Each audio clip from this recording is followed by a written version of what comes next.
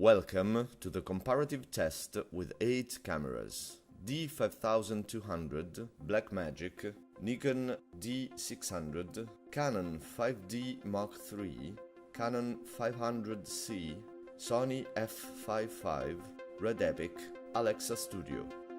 The first test will be a beauty, and the cameras will be set accordingly to their native sensitivity. The first camera is the Nikon D5200.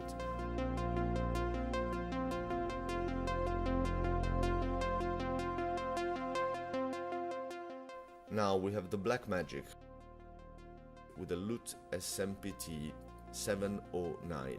We also see its ProRes version and then go back to the 709 version. The different cuts depends exclusively on the different size sensors that determine a different coefficient of magnification at every equal distance.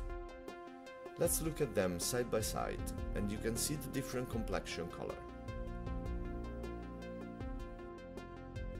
Now we pass on to the Canon 5D Mark III, which will be compared with the previous cameras. The cameras are all set in their native sensitivity. In this comparative section, we can also notice the colorimetric matrix and the depth of the blacks of the image. We can see the Nikon D600 set with the neutral color profile. Let's look again at the Blackmagic, the Canon 5D Mark III and the Nikon D600 together. Then it comes the time of the new release of the Japanese Canon C500 movie camera. We see it flat and then with a LUT SMPT 709. Comparing it to the Canon 5D Mark III, you can notice the difference of the complexion and the resolution of details. Now we also see it with the Blackmagic and the Nikon D600. We will then proceed with a camera after the other by comparison to those seen before and the Sony f5.5. We will look at its results flat and then with the LUT SMTP 709. We will also see its version with MPEG-4 codec, and later we'll get back to the 709 profile. Let's turn to the Sony f5.5, Blackmagic, Canon C500 and all three with the LUT applied SMTP 709. Now look at the Red Epic. In this case too, we look at it flat first and then with the SMTP 709 applied. Let's compare it with the Blackmagic and the Sony f5.5. All three of them flat first and then with the SMTP 709 applied. Afterwards, we compare it with the two cameras, the 5D Mark III and the Nikon D600. Notice the different look of the two cameras as well as the various used optics. Let's step now onto the Alexa Studio. We look at it first flat, then with the LUT 709 and finally with ProRes. Let's return to the raw image LUT SMTP 709 and then compare it with the Epic. Red Epic and Alexa flat.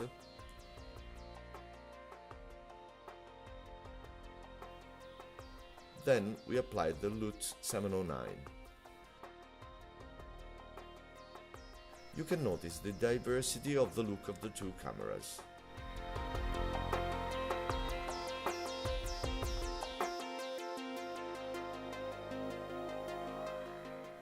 We see the Alexa compared with two other cameras of different price range.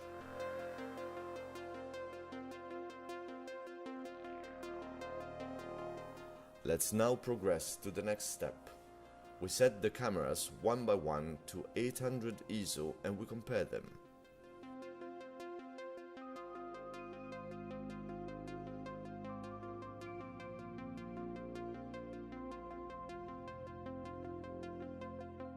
This is the Nikon D5200. Then the Blackmagic, Then we look at flat first and then with the LUT 709.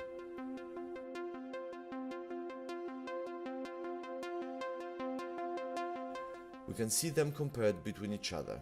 Above is the Nikon 5200 and under the Blackmagic. First flat and then with the 709 applied.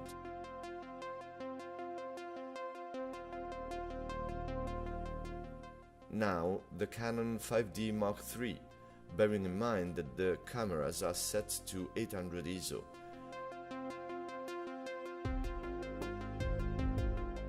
And then the Nikon D600.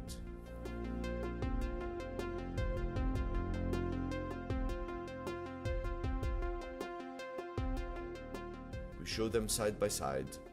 Notice the different color depth of the two cameras, the different interpretation of the colors of the complexion, of the extinguisher and of the puppet. Let's compare the D600 with the Blackmagic and, after, with the Canon 5D Mark III. Now we look at the Blackmagic and 5D Mark III. Then at the Canon 5D Mark III and Nikon 5200.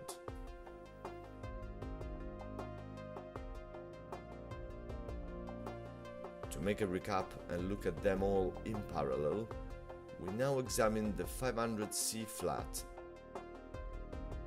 and then with the LUT SMTP 709 applied. Furthermore, notice the Sony f/5.5 images. We see it flat and then with the LUT SMTP 709. We can see the two flat cameras, Canon C500 above and the Sony f/5.5 below. The two SMTP 709 follow. Some more re-epilogative comparisons. Canon C500 and Canon 5D Mark III. C500 and Blackmagic, both with 709 applied. Blackmagic and Sony f/5.5. We realize it is a quick overview, made on purpose, to show the highest possible number of comparisons. Let's give a look at the f/5.5 with Nikon D600. Now the red Epic, flat first and then with the LUT 709 applied. Then the Alexa flat and with LUT 709 applied. Let's see them compared, the red Epic above and the Alexa below. Notice, please, the differences of the diaphragm settings and keep into account that exposures were made instrumentally with false color.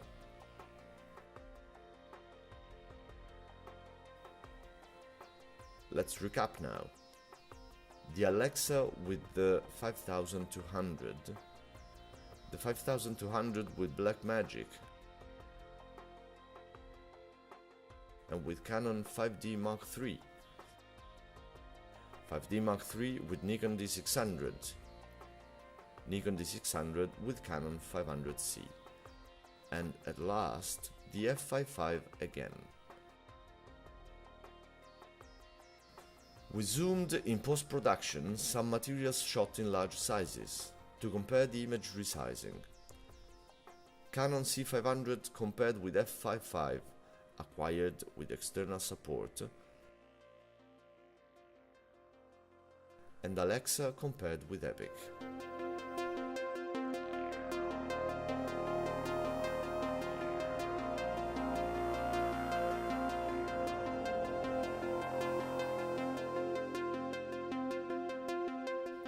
After this interesting exam, let's test the exposure latitude, setting the cameras to their native sensitivity.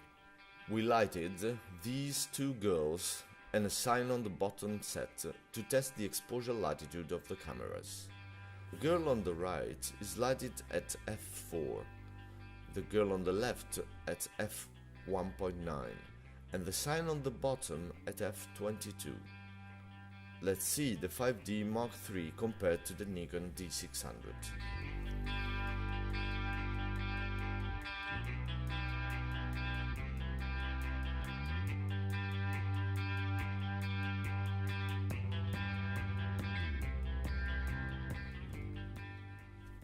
Now we close the diaphragm of one stop.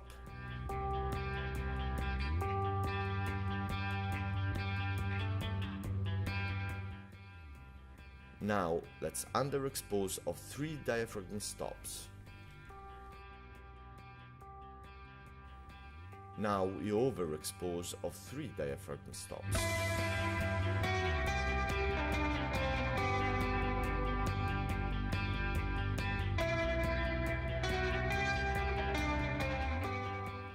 Canon C500 versus Blackmagic, set at their native sensitivity, and we close one stop of diaphragm 2.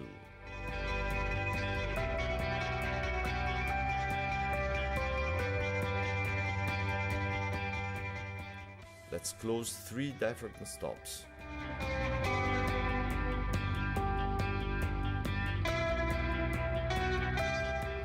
Now the Nikon D5200 compared to the Sony f5.5. It's a very peculiar and original test between 2 different price range cameras, with greater color depth, less compression and higher definition. Now let's underexpose of 1 diaphragm stop. It is to be underlined that many cameras come with a highly compressed H.264 format. Now close 3 diaphragm stops.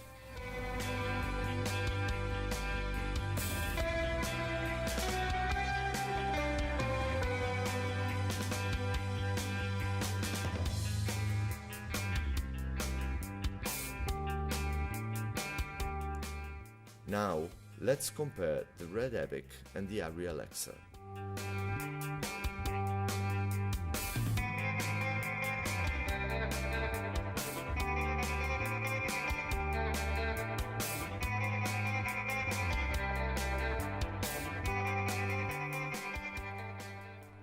Close 1 diaphragm stop.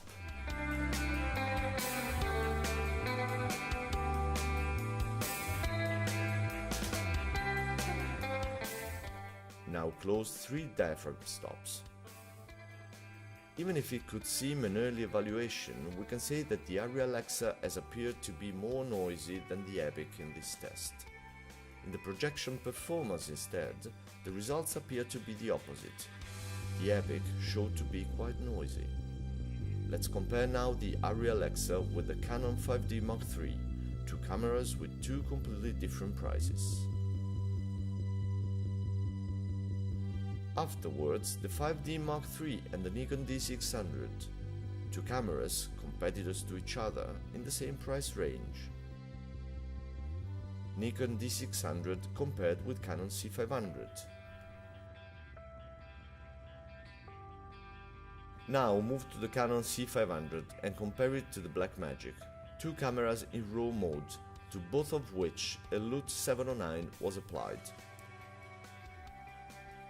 The Blackmagic compared with the Nikon D5200.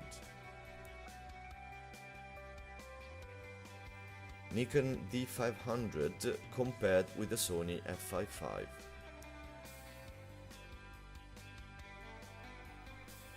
Sony f5.5 compared with the Red Epic. Our test has now come to an end, and before greeting you, we want to remind you that all the materials were treated with DaVinci Resolve. Once the master has been produced, we've screened everything in 2K, and we've looked at all the individual images to verify the adherence of the output to reality. All the cameras resulted extremely loyal and their images are very nice. A few remarks. One on the Red Epic that suffered in underexposure and showed some noticeable noise. One on the Blackmagic that, when colored in projection, seemed to be posterizing the colors. And the last one on the Sony f5.5 that, at the beginning, looked always a bit underexposed whilst actually showed very clean blacks. At this point, we want to greet you and thank all those who took part in this test. We hope it has resulted exhaustive and interesting for you. Thank you, goodbye, and see you soon.